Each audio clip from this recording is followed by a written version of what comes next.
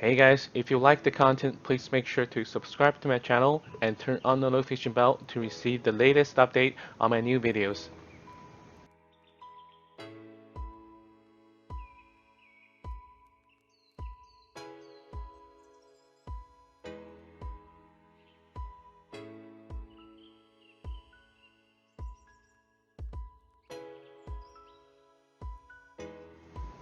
Hey, what's up everyone? It's KZ Fox here. Today, I'm going to bring you a Tulen gameplay this is recorded when I was streaming. So, some of you may not know, I recently started streaming.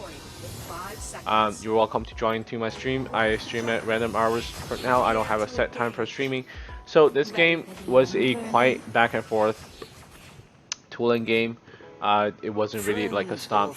Most of you left a comment to say that you don't really want to watch a game where our team just completely stopped enemy team and it's just no fun to watch. And sometimes I can agree with that. Sometimes the games are too easy, so it's not really fun to play. But I guarantee you, this game is not one of those stomping games. I ended up having 17 kills at the end. So if you missed my stream during which I was playing this game, I'm going to do a full commentary with the video on this one. And over here you can see, just like usual, because Raz wasn't contesting with me and their jungle started blue side, so we're just going to go take that small camp. That's always a really nice thing to do when you are when you can clear that we have the priority of rotation at mid. So in fact, because this game did end up being a 20 minutes game, because I had to do some crazy plays in the end to actually carry my team through the team fight. So bear with me and sit back and relax. I'm going to take you step by step to try to explain to you every play that I made during this game. So this is going to be one of those long games where I do a full commentary over. So just sit back and relax. So over here you can see that the jungler ended up stuck at top because I took one of the small camp. He should not be level 4 right now, and he ended up ganking the top. I think he wants to get level 4 for that top wave. Just because we're playing Tulen, we are allowed to do this. This is supposed to be very risky because your jungler was top. You don't want to show yourself in mid. You're just leaving, giving them a chance to gank you over here. Because Tulen has insane early damage, you can actually camp in the bush, wait for their jungle to come over here, and you do some great insane amount of damage to him. So over here we're just going to pull the blue out. I don't know why my teammate didn't really do dragon, but we end up getting caught over here, and I saw a chance of going onto the Zephyrus, so I actually did, and then got a kill and flicker away. If you didn't catch how I flickered away, you should go roll back the video and try to see how I flickered away from Raz's skill. So why is Raz really hard to play? This is exactly why Raz is hard to play, because everything on Raz is like a skill shot, and you have to aim it correctly. If you miss any of your skill, it's just really bad, and you're just going to end up being useless. And this is exactly why Raz is really our hard hero to play. And so that's what makes him pretty easy to dodge at the same time as well. When you're Tulen, you have 3 dashes from your second skill. So if you use those dashes really smart, you can actually dodge most of Raz's skill shots. Over here you can see that I was trying to stack my passive from the small camp. Remember, these stacks are going to last for 10 seconds because Zephyrus was on my way going back to mid. That's why I didn't take my short way to mid and keep all my stacks. So over here we see Tara's in our jungle, so we're just going to try to kill him, and that's just really a sweet blue buff that Tara gave me, because she ended up taking our blue buff, so we're just gonna take it back from her. And over here we see that Superman was coming from bot, and we're just gonna try our best to escape that and make an outplay if possible, but we couldn't really do anything over there, and Superman ended up having a gank onto me. So I think in the late game phase, Superman really started to shine and start carrying their whole team, and this is a support Superman. I think the reason being that we don't have a much crowd control to stop the Superman, unless other than Mina, and Wukong only have a stun to stop the Superman. So Superman will not be slowed down from anything. He will not slow down to exit the fight mode. We cannot stop his fight mode. So he's just having a really great time to push people around and not getting stopped. So he was playing pretty good this game as well. And end up having to shut down a Superman just because it was pretty hard because he's a support Superman. You can't really catch him on the lane because he doesn't need to show up in the lane to clear the wave. So he played pretty good, and we just by this stage we just need to watch out for the Superman, right? So he could do some insane amount of damage. Over here you can see our jungle decided not to take the jungle camp. His blue side is up, he's just camping here for nothing. It's not like we're gonna just engage onto them afterwards. This Wukong is missing a lot of farm, and Roxy's already got caught in our jungle, so we're just not gonna over chase them into that. Tower is too tanky for me to kill. I think she regened HP back from her ultimate, or just using her skill. And by this stage of the game, Wukong already left her blue side jungle out for 30 seconds, if not a minute, and he's had to stay around mid for nothing, and it finally went back to the jungle. He's losing a lot of farm from that, so that's really bad for him to do.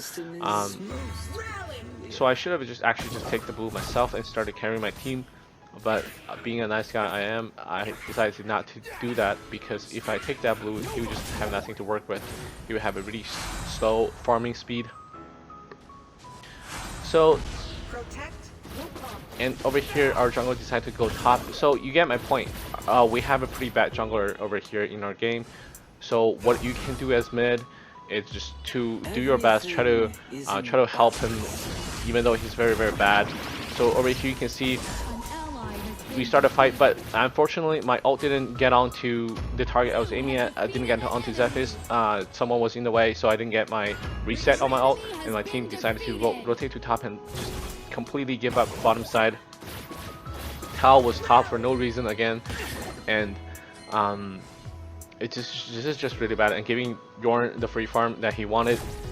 So when you overextend into their blue buff myself, it's just really dangerous thing for you to do. But again, because you're Tulen, you can just pull off these plays and not getting punished. You see how I flicker away from Yorn's passive range, so end up being alive through all that, surviving through all that. So that's pretty good. You don't want to die. Right now I have 5 kills. I don't even know how I got 5 kills. It's just being actively farming mid and then try to help my teammate. My teammate is making all the plays. Roxy is playing so aggressive at top, which makes the enemy team want to gank her a lot at top, right? So we're just trying to play around our teammate. You don't have to make a play yourself. Because you don't want to be the first one that engage onto the enemy. That's how you kill yourself pretty much, because you're a mage, you're quite squishy. So what you want to do is just wait for your teammate to engage and you find an opportunity to go in. Over here you can see I was just trying to farm mid, and then Superman and Tower jumped onto me, and I have no choice but to die over there. This is not something I want to do, but because the support is not getting me vision, not helping me clear mid, she never came over mid. This is solo kill pretty much. So she doesn't have the game knowledge of helping mid laner to clear, and then she ended up clearing the wave by herself as a support, which is pretty bad, and flicker onto the rats when no one's around to help DPS that do that damage. So you can see how noob this team is. I can probably stop saying all these bad words about my teammate because they're just really bad players, except their Roxy, probably because she's just pressuring that lane really hard and try to farm their jungle as much as possible, deny their jungle farm. So she knows what to do. What do you do in this situation? You don't have 2 choices. You either go play around top side and try to help her take as much jungle as possible, or you try to be a split pusher and you push the other side lane. Because your ADC already lost her tower, it's going to be quite dangerous for her to clear wave. Over here, because I saw on the minimap Zephyr's was coming to defending the bottom side, so I know that I have a chance of I had 4 stacks before, and then I was pre-aiming at his direction, so I got my passive and ended up killing him afterwards. You just have to, that's a play I made because I was just closely paying attention to the minimap. So minimap is your friend. Always keep your attention to that. So as I was saying before, our bottom, our ADC already lost her first tier tower from the bottom, and it's really dangerous for her to try to clear that wave. So this is when you can go to the bottom side to go to that side lane and try to clear the wave instead of ADC, because you have 3 dashes.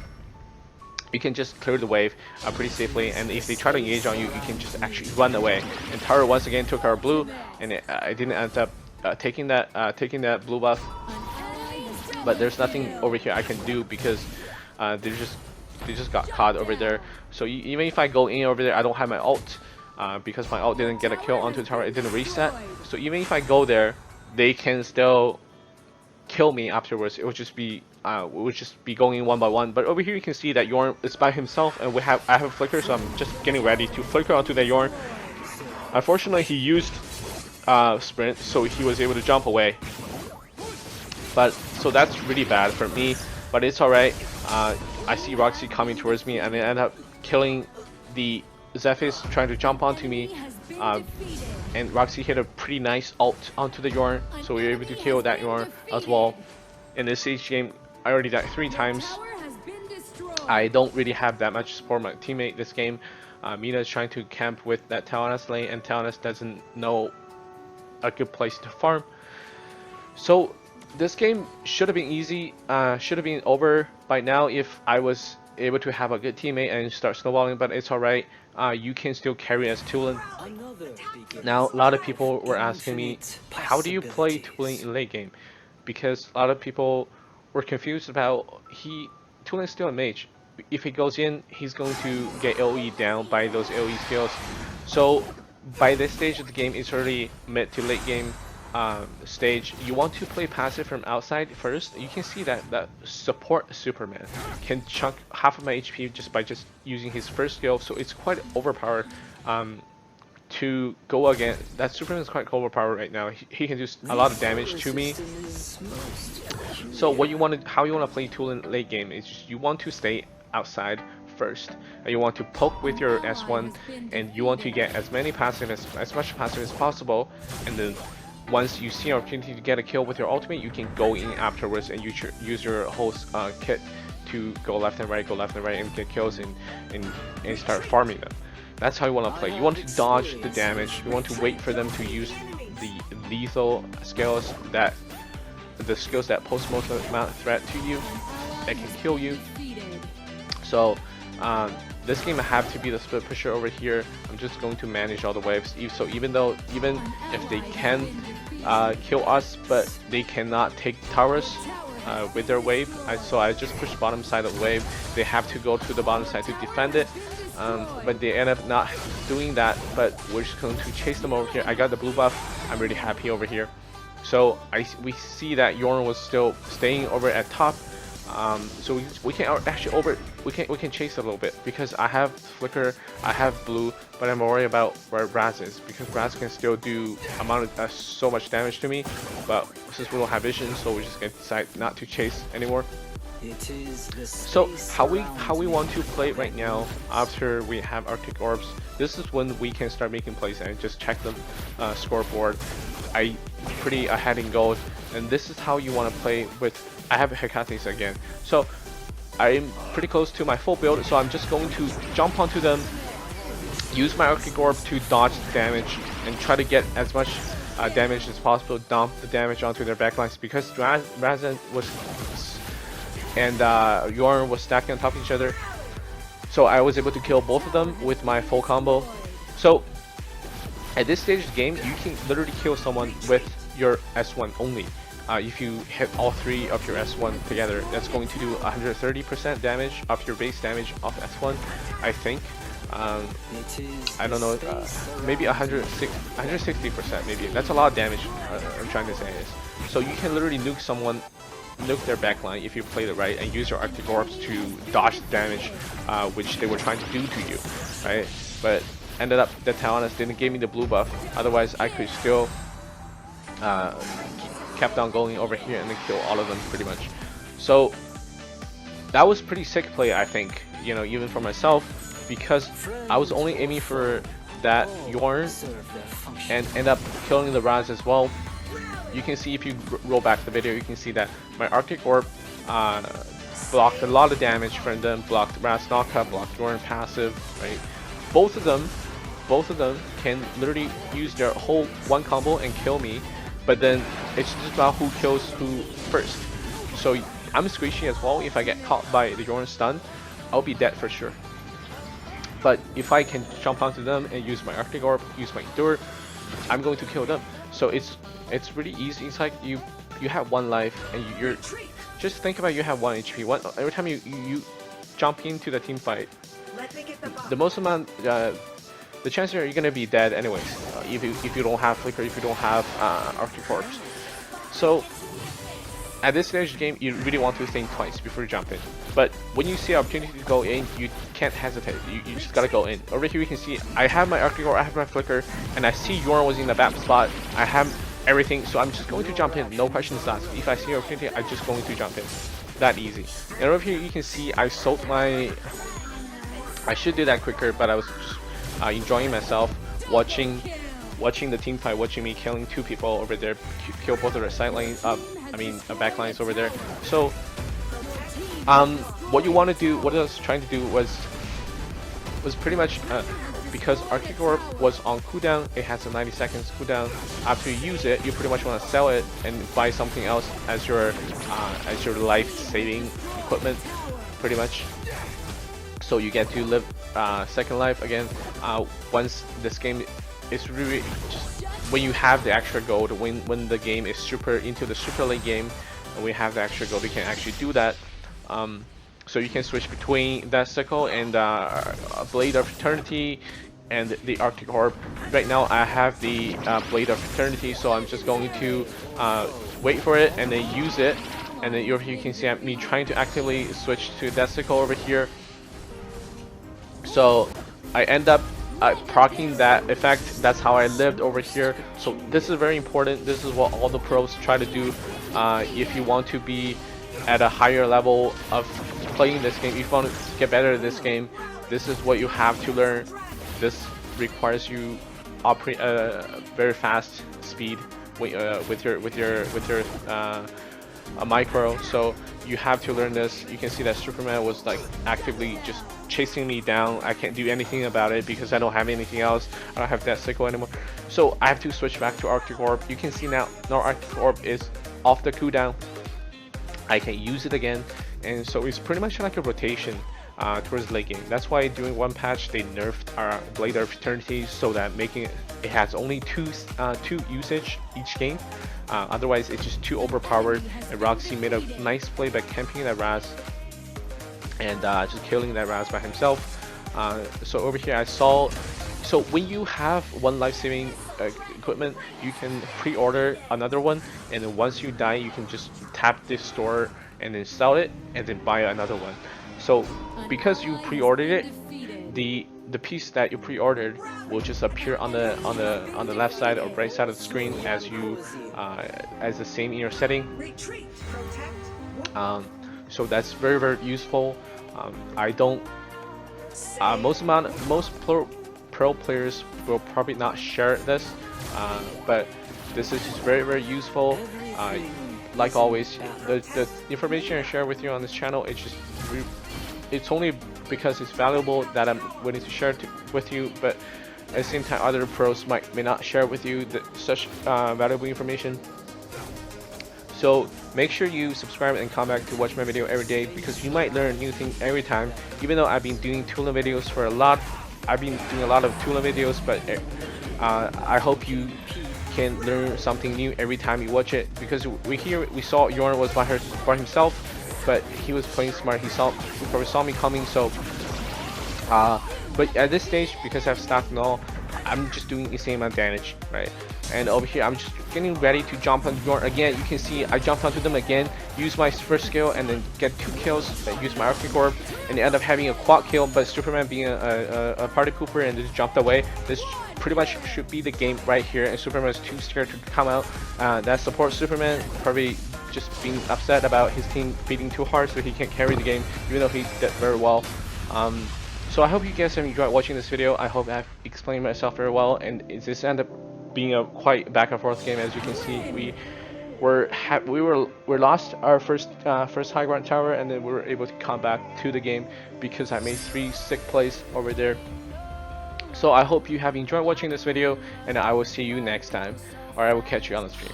So please leave a like to the video and subscribe to my channel if you really enjoyed watching this video, and thank you for watching, and see you next time.